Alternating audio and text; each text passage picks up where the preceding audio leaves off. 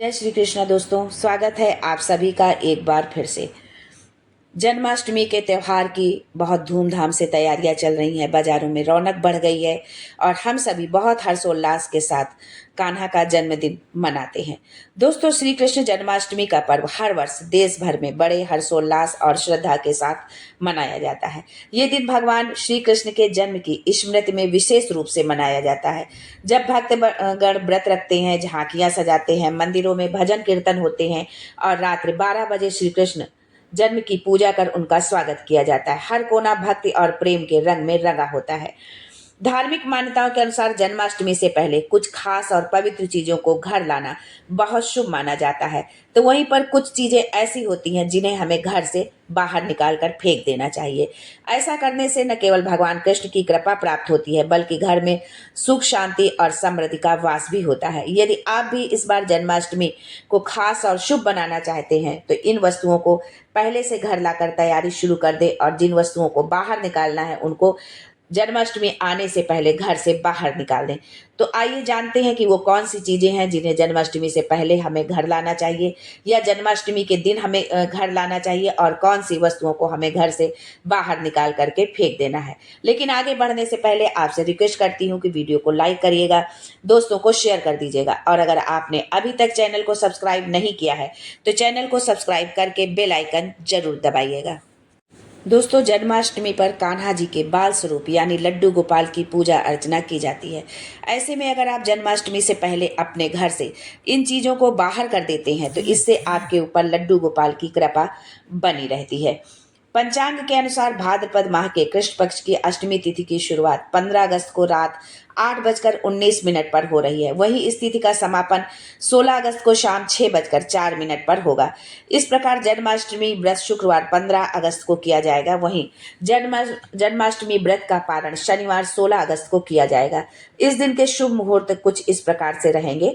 रोहिणी नक्षत्र की शुरुआत है 17 अगस्त दोपहर 1:08 से। रोहिणी नक्षत्र का समापन होगा 17 अगस्त रात 11:47 से।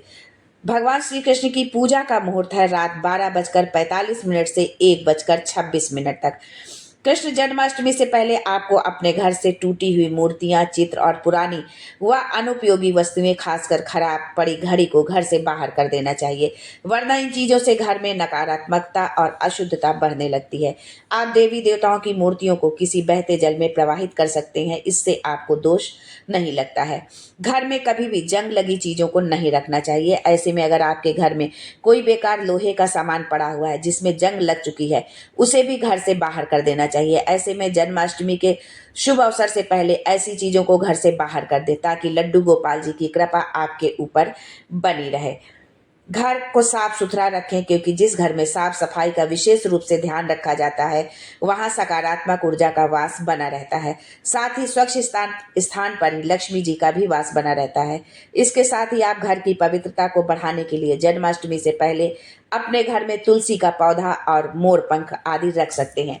तो चलिए अब जानते हैं कि जन्माष्टमी से पहले हमें अपने घर में किन शुभ चीज़ों को ला करके रखना चाहिए जिससे माता लक्ष्मी की कृपा बनी रहे और लड्डू गोपाल की भी कृपा हमारे घर परिवार पर बरसती रहे।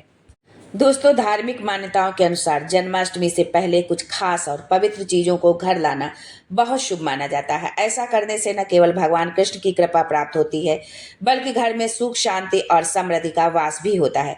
यदि आप भी इस बार जन्माष्टमी खास और शुभ बनाना चाहते हैं तो इन वस्तुओं को पहले से घर लाकर तैयारी शुरू कर सकते हैं। तो आइए अब जानते हैं कि वो कौन सी चीजें हैं। लड्डू गोपाल की बाल स्वरूप मूर्ति। भगवान श्री कृष्ण के बाल स्वरूप लड्डू गोपाल की एक सुंदर मूर्ति को जन्माष्टमी से पहले घर लाना बहुत शुभ माना जाता है। इसे घर के मंदिर में स्थापित कर अगर विधि विधान से पूजा की जाए तो घर में सुख, शांति और सकारात्मक ऊर्जा का वास होता है।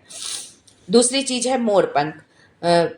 मोर पंख को यदि आप जन्माष्टमी से पहले या जन्माष्टमी के दिन आप लाते हैं और अपने मंदिर पर रखते हैं या अपने पूजा घर में रखते हैं तो इससे सकारात्मक ऊर्जा आती है और लड्डू गोपाल का आशीर्वाद मिलता है। बांसुरी। भगवान कृष्ण की पहचान है उनकी प्रिय बांसुरी। जन्माष्टमी से पहले एक सुंदर बांसुरी घर लाकर पूजा स्थान पर रखना अत्यंत शुभ माना जाता है। इससे न केवल मन को शांति मिलती है बल्कि घर में भी सकारात्मकता और मधुरता बनी रहती है। चांदी या पीतल की बांसुरी विशेष शुभ मानी जाती है। अगर चांदी या पीतल की आप नहीं ले सकते हैं तो आप लकड़ी की जो बांसुरी होती है उसको भी आप ला करके अपने मंदिर पर रख सकते हैं। गाय और बछड़े की मूर्ति, कृष्ण जी का गहरा संबंध गायों से रहा है। जन्माष्टमी के अवसर पर गाय और बछड़े की मूर्ति लाना शुभ संकेत माना जाता है। इसे घर में रखने से समृद्धि आती है और संतान सुख की प्राप्ति का मार्ग खुलता है। धातु की मूर्ति को पूजा स्थान पर रखना श्रेष्ठ होता है। माखन मिश्री, माखन और मिश्री श्री कृष्ण को अत्यंत प्रिय है। जन्माष्टमी से पहले इन्हें घर में लाकर भोग की तैयारी करनी चाहिए। ये प्रेम, मिठास और भक्ति का प्रतीक माना जाता है। पूजा में इसका उपयोग करने से भगवान का आशीर्वाद प्राप्त होता है। वैजंती माला, वैजंती माला भगवान कृष्ण के गले का एक अहम आभूषण माना जाता है। इसे घर लाकर कान्हा जी को पहनाने से धन और समृद्धि की वृद्धि होती है। ऐसी मान्यता है कि इसे धारण करने या पूजा में उपयोग करने से विशेष पुण्य फल की प्राप्ति होती है। भगवान श्री कृष्ण को पीला रंग अत्यंत प्रिय है। जन्माष्टमी से पहले घर में पीले वस्त्र जैसे कि पर्दे, चादर, पूजा की पोशाक लाना शुभ माना जाता है। इससे माँ लक्ष्मी की कृपा भी बनी रहती है और घर में आर्थिक समृद्धि आती है। तुलसी का पौधा, तुलसी के बिना श्री कृष्ण की पूजा अधूरी मानी जाती है। इस पर्व से पहले तुलसी का नया पौधा लगाना या पुराने पौधे की सेवा करना पुण्यदायी होता है। तुलसी की पत्तियों के बिना श्री कृष्ण को भोग भी नहीं लगाया जाता। यदि हम बिना तुलसी की पत्ती के भगवान कृष्ण को भोग अर्पित करते हैं तो भगवान उस भोग को स्वीकार भी नहीं करते हैं। इसलिए यदि आप जब भी भोग लगाएं तो तुलसी दल जरूर रखें भोग में।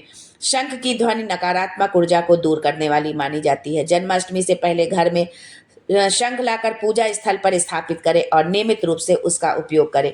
इससे घर का वातावरण पवित्र और ऊर्जावान बना रहता है। तो इन चीज़ों को यदि आप अपने घर पर लाते हैं या आप यदि मूर्ति भगवान कृष्ण का जो है पीतल का विग्रह नहीं ला सकते हैं तो आप उसके लिए कोई तस्वीर भी आप ला करके भगवान की पूजा कर सकते हैं। आप अपनी सुविधा के अनुसार, अपने सामर्थ्य के अनुसार आप तरह तरह के 56 भोग भी बना करके भगवान को भोग लगा सकते हैं। और नहीं है तो सिर्फ चरणामृत ही उनके लिए काफ़ी है, क्योंकि भगवान सिर्फ भाव के भूखे होते हैं। यदि आपके पास है, संपन्न है, आप कर सकते हैं तो आप जितना अधिक से अधिक हो भगवान को आप समर्पित करें उनको। और यदि नहीं है तो जो भी आपके सामर्थ्य में है उसके साथ आप भगवान का जन्मोत्सव पूरे हर्षोल्लास से मनाएं।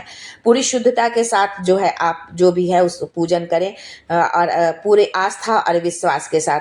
यदि आपके जो है संतान नहीं है और संतान प्राप्ति की आप इच्छा है, आप संतान चाहते हैं तो आप जो है गाय और बछड़े का जोड़ा अपने पूजा में जरूर शामिल करें। गाय बछड़े का जोड़ा यदि आप किसी धातु का लाते हैं, पीतल का, चांदी का, जो भी हो ला करके आप रखते हैं और उसकी पूजा करते हैं और भगवान से प्रार्थना करते हैं तो आपको संतान की प्राप्ति अवश्य होगी। तो आज के लिए बस इतना ही। फिर मिलते हैं कुछ नया, कुछ अलग, कुछ अद्भुत लेकर।